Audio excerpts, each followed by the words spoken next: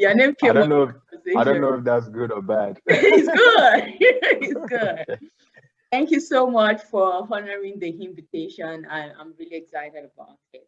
Okay, so let me start by reading your bio to our audience. I know they would love to meet Ade Adeyokunnu. So Ade Adeyokunnu was born in Nigeria and grew up in Maryland. He's a former technology consultant and currently lives in Philadelphia area where he works in marketing in the healthcare industry. He studied computer science and information technology and earned his MBA from the University of Texas at Houston, Austin. He's always been passionate about sickle cell advocacy for as long as he can remember. It's what drove him to create Sick Cells that come in 2009, the first online community for people living with sickle cell disease. Wow. He believes building a support network of people who understand what you're going through is crucial when you're living with what can feel like an isolated and often misunderstood chronic condition like this sickle cell disorder. He loves traveling, learning, and spending time with his amazing wife. Wow, that's so good to know. So I want to start it from the point where you said you were born in Nigeria and you moved to your family moved to Maryland. When did that transition happen? Yeah, it Were you happened young? relatively young. I was Oh, about 10 or so. oh, Yeah, so I was in like middle school. wow. And you had Yeah. known that you were living with the disorder before you came down? Yeah, yeah. So like I was diagnosed pretty early, maybe like around 2 years or something like that, because I used to Mm, get sick a lot as a kid. mm. So we knew about it relatively young. Yeah, I kind of just envy everyone who get to know early. I didn't know until I was 18, 17, 18. Really? I felt like it was unfair. 17 Wow. years. Wait, so you just didn't have any like crisis episodes or I was anything? having crisis. I had incisions. It was this religion mixed Oh, with a couple wow. of things. So it was Yeah, new to them. religion. They Trust didn't me, I know. know all about that one too, because my parents are pastors.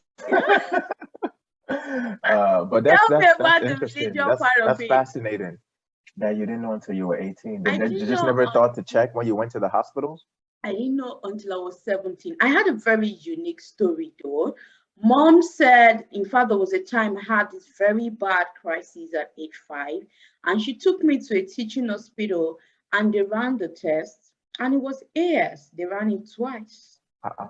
And the doctor was like, go and throw away all the Sunday medicine. And you're a faith woman, right? Go and be, I mean, raising out with your faith and just keep believing God. So I had all of these crises that they would just pray for me and I'll be growing in the pain, growing in the pain, managing the pain for 2, 3 days. Wow. And all they will do is, don't worry, you've been prayed for and you're going to be fine. Because the And doctor was like some kind of spiritual lady that said I that or don't know. something, or she She's a just lied. consultant. She was a consultant, as my A mom said medical at that consultant? time, a medical consultant. She said she confirmed the test and even went into the lab herself and said she's no sickle cell. Uh-uh. And And did you guys like see the paper or the labs or anything when she that was the problem because I was going to take that up, but she wasn't able to produce the record. She just said they told wow. her. They told her. That broke mom down almost more than any other thing. When she now got to know at 17 that I Wow. really did have sickle cell. I was the only one. I was the last born So of when a you were crying family of in pain, 6. what did they think you were just pretending or what did They said our dad's family used to have rheumatism and arthritis, so she was having the same ejedudu rheumatism. Imagine. what? What? I spent 17 years in that ward. You can imagine that. Wow, Belel, that's serious. Yeah, it's actually very bad. So Now, the what for best our I had people? was maybe paracetamol or some random analgesic like that. It just felt like it's rheumatism. And oh, when she's beaten by rain, that's when she experienced it. They didn't know there was something more of a blood disorder that I was dealing with actually. So until 17, I had this very curious immediate sister that was running her master's at University College Hospital then. And I was just sick. I went to greet her and she was like, no, I'm not going to do this like every other person. I'm going to take you to UCH. Let's get to know what is actually happening. Why this cry for pain all the time? And that was when we saw the consultant, and a couple of them were asking questions. You have colored urine, you're likely going to be sickle cell. They asked series of things that was pointing to what I was like, my mom said she did it, and I'm not sickle cell, until the result came out.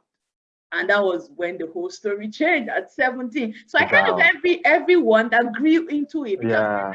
was like coming out fine, and it was like a Yeah. twist at 17. That was it for me. That's tough. Yeah, That's tough. that was I it. feel like Titi had a similar story too, where they were like Yeah, denying we her. we, we share the Yeah. same story. Titi's own was 18. 18. Yeah. But she knew she had it, but they were denying her of it and saying she was healed or something. I think that was what she had told me. Oh, that's so heartbreaking. I'm Yeah. sorry you had to go through that, but Yeah, it's okay. So I want to know, what is the earth system like as soon as you came here? Okay, let me not jump ahead of myself. What was it like growing up here? Since it's almost like you grew up here with the earth system, were you the sick type? Let's start from there. yeah, I guess it's all relative, right? Like, some people are sick a lot more than I am. But on average, I used to be hospitalized at least 2 to 3 times a year, Okay. growing up. So quite frequently. But growing up, we weren't exposed to a lot of the things that I feel like we should have been exposed to, for different reasons, right? So like knowing to have a hematologist growing up as a teenager or as an adolescent, for example, I just saw a PCP, my primary care physician, instead of, and he kind of treated me, and he should have referred me to a hematologist, right? But I didn't start seeing a hematologist up until like very late in high school. Up until I was pretty much going over to college was when I started seeing a hematologist. And by that time, it was a little too late because my hematologist was home. I was away in school. I needed someone to kind of be a caretaker for me while I was in school. So finding another hematologist and like knowing to do all of these little things. Some of it was kind of what I mentioned earlier, was part religion. It was like under this guise of you're healed, you're fine. But like my upbringing, being growing up in a religious household, like it wasn't really talked about. And I didn't really start speaking up and advocating for myself up until I went to grad school initially. Um, that's when I kind of started building my care team, learning more about sickle cell. That's when I built up, the community, reaching out to other people within the community, connecting with them. And that's kind of when I took my health into my hands. And I wish I started doing a lot of those things earlier. um, you know, but unfortunately, a lot of us come up like that, and especially as Nigerians, where we don't talk about it, it's hush Yeah. hush. You're healed. We're not encouraged to seek the proper care we need. So I try to encourage other warriors to take control of their own health as soon as possible. Yeah, wow. Thank you for sharing that. So I wanted to know about, I was listening to one of the podcast session, and you mentioned about your sister too. So what was the family structure like? You had a sister that was equally sickle cell too? Yeah, yeah. So growing up, she's the baby. She's the youngest one. It's three of us. It's me, my brother, and her. Oh, So she also has sickle cell. So growing up, we were really close because of that, because we kind of understood each other's, pains and struggles with going through it. But there's a big gap in between us. We're a few years apart. So like, I went away to school, and then by the time I came back, she went away to school. So it was kind of like I kind of took it for granted knowing somebody else that had it growing up, until I went away to school, and that there was no one to really like relate to, right? And meeting other people that's like, oh wow, this is the very first time they're meeting someone else that has it. And then that kind of encouraged me to create the community, to make a connection among everybody else, kind of, to build a community pretty much, right? And reach out to say, hey, we're all kind of going through this together. Let's help each other and uplift each other any way we can. wow. That's good. So the earth system for you, you also mentioned in the podcast that you always enjoy a form of insurance with the other, either from your parents or something like that. But I am interested. Okay, you know that I am coming from a place where the population is high, I mean, it's not far-fetched. You will meet one sickle cell in a day or two. Maybe because I work in University College Hospital, I see a sickle cell individual almost every day before I came down here. So now coming to a system where it's new, and you say at work that you have sickle cell and it's just not making a difference, like because I'm not Yeah, sure they know what sickle cell is. So right. coming to that kind of health system, to that kind of system, how do one navigate such changes? I just need some counsel from you, which I believe will not only be beneficial for me, but for a couple of people that are in the shoe that I am in right now. How do we navigate such changes? Because it's not like, oh, you're welcome, we've been waiting for you kind of system. They don't have it. So you Yeah, can't really blame them if they really do not give you the attention that you have back at home. yeah. It's tough because I think there's, so many layers to that question. There's like the stigma aspect of it, right? But I think the first thing to do is one, just make sure you have some kind of insurance. Um, Especially coming in, if you're coming in as a student, coming in as uh, for a job or whatever. So for me, like I said before, so we have the ACA, also known as Obamacare. When that passed, if you're under your parents, and you're under the age of, I believe it's 26, you can get insurance through your parents. So I had that up until then, but once you turn 26, most people in the States get their insurance through their employer. That's like a majority of people. So because it's cheaper to do that. So most of my insurance has been through my employer. So most employers offer some form of insurance that you would sign up for, and then they'll take out like a premium from your paycheck every 2 weeks or however it is that you're paid. And then I try to make sure I get the best plan just because I know that I frequent the hospital more than the average person, right? And living with a chronic illness, there might be things to take care of that might be more expensive. So I usually have like a pretty good plan. So because you have to think about your deductible. So you don't want a high deductible plan that's too high because your deductible is what you're going to pay out of pocket before your insurance then pays, right? So for example, let's say your bill is $1,000, and your deductible on your plan is 500. You're responsible for paying that 500, and then your insurance will now pay the rest of the 500, right? So if it's 1,500 and your deductible is 500, you pay the 500, and then your insurance will pay the 1,000. So I always tell people, make sure you know what your deductible is, make sure you know what your out of pocket is. So like for someone like me, my insurance is great, but to be honest, on average, in a year, I still spend out of pocket about close to $5,000 a year on my health, depending on the year, right? So like this year, I spend close to that because I had surgery. Insurance covers most of it, but most of the time you still have to pay something as well. There's something called co-insurance. So most of the time, insurance will pay maybe 80%, and then you're responsible for the 20%. They have been doing physical therapy since May, so that's another cost. So I always tell people try not to be stingy when you're signing up for insurance because a lot of people want to save money up front, but a lot of times you might end up paying more in the long run.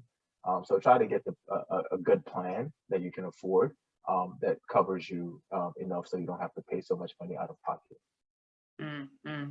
So how do you navigate around the changes in the environment? So you mentioned your grad school where you didn't have a number of people that had sickle cell. So are there instances where you had to discuss your health and people are looking Oh like, yeah. what are you saying? Oh yeah. And what was Yeah. that like? Absolutely. So I think in the States, it's a safe assumption to assume anybody you meet doesn't know what sickle cell is, or they might have heard of it in passing, but they don't really know, right? Like nobody really knows, what it is. Most people don't really know. So that's why I say it's very important that you educate yourself on your condition, right? So you kind of have to be the master of your condition. We always joke like, warriors are like, second doctors. We should have a degree because we know so many You mentioned that. technical, we know so many things, right? So because you need to know in order to be able to educate other people, right? So be it school, be it whatever, I had to talk to my teachers and professors. Most of the time I'll send an email, hey, I have sickle cell. a quick description of what it is. You know, it's a rare genetic blood disorder that can cause excruciating pain every now and then, just to give them a heads up in case anything does happen, they're not caught off guard. I didn't learn to do this until like I was in my MBA program, right? So I always tell people do this very earlier on so you can set expectations. So when something happens, you have people around you that already know what's happening and can be accommodating, right? They can maybe postpone your exam for you or make other accommodations that might be necessary if you're in pain or you can't make it. And that was very helpful for me during my MBA program. Mm-hmm. So how is Sickle Foundation, how is advocacy in the States generally? How is that for you? I listened to a couple of associations that you've been privileged to partner with, to speak on. I mean, how were you able to achieve all of that? Yeah, it's kind of just been an organic process, to be honest. Ever since creating the platform Sickle, I've gotten to meet so many different people through the platform. You know, people to reach out and just say thank you for making this. Like I was saying earlier, I never met somebody else going through it. It's nice to see people that understand. And then just getting plugged in locally wherever I'm at. So there's SCDAA, Sickle Cell Disease Association of America is the national org, but within each state, there's usually a local chapter. So there's one in like DC, there's one in Texas when I was there that I was plugged into and helping them out. And then, you know, there's one in PA and in Delaware and Jersey here as well that I'm plugged into. And then outside of that, there's also the Sickle Cell Consortium. I'm not sure if you're familiar with them, but they're kind of like an umbrella of a bunch of different individual advocates and CBOs, community-based organizations. So I'm also part of the consortium. I always recommend that if you're not part of this consortium, is a great way to network and kind of amplify your advocacy because they have a lot of resources and just a great way to connect and meet with other. What did you call it again? Sickle Cell Consortium. Okay. Yeah, so they have a conference and convention every year. So we used to go in person before lockdown that I used to go to, but they had it remotely the last 2 years and it was still a great time. And then there's also the SCDA National Convention that happens every year as well. They just had it in October. I was fortunate enough to be one of the patient advocates on the panel this year. So that was really nice. And that's another nice way to meet people in person as well when things finally open back up, because there's like a gala, everybody gets dressed up, we eat, we dance. So it's a great way to network it within the community. Mm-hmm. That's good. So Victor and Not Victim is why did I start Victor and Not Victim? I started meeting a couple of people actually. I didn't want to speak out. In fact, I was living in denial after 18 because I was just hungry with life. Like, okay, so this is what life now chose for me, to live with a very strange disorder. And I was the only one who understands, who had an understanding of what I was going through in my family. I had 5 older siblings that didn't experience such, and they don't even know. I had this episode, I'm sure when my sister is listening to this, she'll be smiling. I had this episode that they would drag me from bed and say, come and watch the place, you are lazy. You don't want to do work. I know what's actually in crisis. You understand that kind of, because I can't blame them. They don't understand this thing. So, okay, finally, I started meeting people that were getting this diagnosis late, and they were seeing it as the end of the world. They were seeing it as, okay, this just ends here. Okay, complications are coming. In addition to being diagnosed of sickle cell, then there is a kidney problem somewhere. Then there is something, and maybe because of the environment I was working in. So I discovered that people were seeing it as not too good, death sentence kind of thing. And I just wanted a platform that would say, hey, fine, it's not a stroll in the park, but then you can still live your best life. You can, you can still win. I'm writing a book on winning in pain. You can still win in that pain. Do you understand? Yes, I love that. Winning in pain. Winning in pain, yeah. That's a So word. Yeah, so you can still win in that pain. You can still do so much more than you can imagine. Like I usually give myself as an example that okay, even though I've not done so much, but I love book. They always call me the way like that. So I love book. I love academics. Like, I wanted to come for my doctorate. I didn't get a direct doctorate admission. I said, okay, no big deal. I will take another master's if that will give me opportunity to do my doctorate. You understand that? So I'm trying to say that you can do it as well, irrespective of days that will be down in pain and people will be reading for exams and I won't be able to, but you can still push your way through and live your best life with it. So this is how I want us to wrap it up. You are an example of that. I don't just pick my audience. I mean, I don't just pick the person I want to interview. I usually just look at the trend. Okay, what is it? I saw your MBA, I saw the associations, I saw the impact you've made in the community. And I'm like, okay, this is the best fit to say you are a victor and not a victim, actually.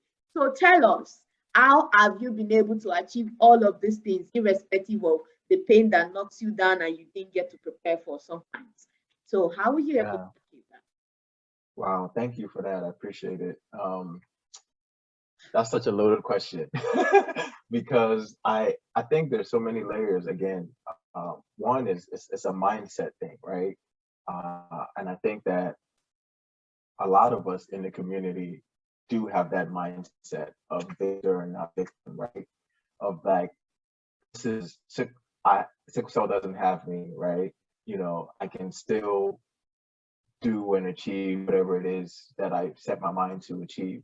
And that's kind of like the mentality I've always had about it. And I think we always also have this kind of like, because of it, underdog mentality. And we're always trying to like prove ourselves, right? Prove something to ourselves or, prove others wrong or whatever it might be, for your motivation that keeps you going. But, I've never it's never crossed my mind where I say, oh, I want to do a master's, but, I can't do it because of sickle cell. I've never just thought like that. And it's like, oh, okay, it might take me longer or it might be harder for me to do it, but I'll definitely find a way to do it, right? So I think once you've made that choice, in your mind, in the mindset, and then everything else kind of like aligns, right? So when I say everything else, what do I mean? Putting together a care team wherever I'm going. So, in the example of the MBA, also building a support system around you because that's crucial. For me, that's like my close friends and family, my wife or my fiance or girlfriend before we got married, right? So having those people around you, it could be someone else in the community that understands what you're going through, during that tough time, right? That's been through a hip replacement that I can call and say, hey, I'm recently going through this. How was it for you? And having that encouragement, that support system, and the right mindset. Of course, they're going to be hard times with just like with everything else. But once you've made up your mind about something, I feel like you'll always find a way to make it happen, right? And Mm. find a way to cross those obstacles. If it's the surgeries, the pain, the crisis, whatever it might be, surrounding yourself with the right people and having the right mindset, I think has been that's gone a long way for me. I hear you so well. You spoke Yeah. about support system. You spoke about the mindset where you settle it first. Like it doesn't matter. It can take me longer, but that won't stop me from achieving that. Mm, Yeah, that's absolutely. good. So you've been living your utmost best life. You travel. You eat the world big, irrespective of sickle cell, and I'm I really try so to. proud. I I'm try to. I definitely try to. I mean, and of course, it's always the fear is always there, like whispering in your ear, right? Like, can you afford to travel abroad? Can you afford to go back to school and do this? But you just have to conquer your fear, and be like, proud. okay, yes, I can do this. And I've talked about times where I've traveled and I've gotten sick, right? And it kind of dampened the experience for me because I was abroad and in the hospital. I didn't know the language, but for me, that was just like a bleep of that whole experience, right? Like overall, I still enjoyed that experience to travel to a new country, experience a new culture, try new foods. Yeah, I was sick, but I could have been home laying in my bed and still got a crisis anyway, right? So Mm. why not try to live a little? That's kind of like my mindset. I love that. I think I'm going to adopt that because I can't lie about that. I still have this fear of travels. because most Yeah, times I'm invited to parties, even when I was in Nigeria. I'm like, I don't want to go because I don't know, yeah, I don't want to break down there. And that's yeah, because yeah. I've As had one or I two think as long as occasions. you have that's happened to me. I think a lot of times it's out of our control, right? And it's Mm, kind of like anything that you worry and fear about. And what I try to focus on is what's in my control. Like whatever is beyond my control, I can't, do anything about it. But what can I do that's within my control, right? So if I'm going to a party, I know that I'm gonna hydrate as much as possible before doing that. Same thing with traveling. I'll hydrate as much as possible. Maybe go get an IV infusion of fluids before I go. While I'm on the flight, right? Make sure I'm hydrated throughout. Make sure I'm getting up every hour if it's a long flight. Um, Sometimes if I feel like there's a little pain coming, maybe I pre-medicate so the pain doesn't just hit me all of a sudden, right? Um, Talking to sometimes the flight attendant and letting them know about my condition if I'm feeling a mm. little bit of pain. A lot of flights actually have oxygen on board.